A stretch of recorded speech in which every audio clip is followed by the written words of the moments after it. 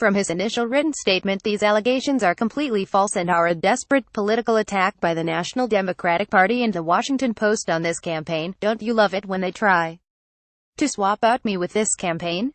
Yeah, neither do I. Besides, his campaign said in a later statement, if had really gone after these minors, this would have come out years ago. Fake news, he added. This week, another woman, Beverly Young Nelson, came forward to say that she, too, was a 16-year-old victim of Roy Moore's. In an emotional televised statement, Nelson described how Moore offered her a ride home from her waitressing job but then pulled his car to the back of the restaurant. I was alarmed, and I immediately asked him what he was doing, she said. Instead of answering my questions, Mr. Moore reached over and began groping me and putting his hands on my breast. I tried to open my car door to leave, but he reached over and he locked it, she added. I thought he was going to rape me. I was twisting and I was struggling and I was begging him to stop. Moore finally gave up, with the warning.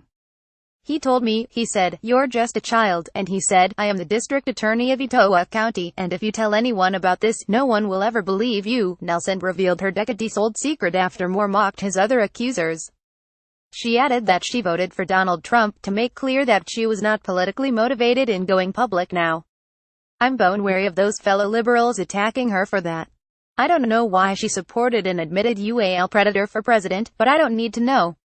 I hate what happened to her when she was only 16 years old. The National Republican machine is finally pulling out of Moore's race.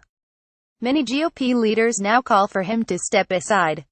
Quite a sight, that one, in those Republican members of Congress discover their spines without anesthesia. Even so far, Moore refuses to budge, and so we turn to you, voters of Alabama.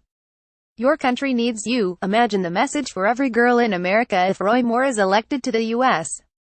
Senate. You know the right thing to do here. You and I, we know. Connie Schultz is a columnist and professional in residence at Kent State University's School of Journalism. Email con.schultz@yahoo.com. What's your view? Got an opinion about this issue? Send a letter to the editor, and you just might get published.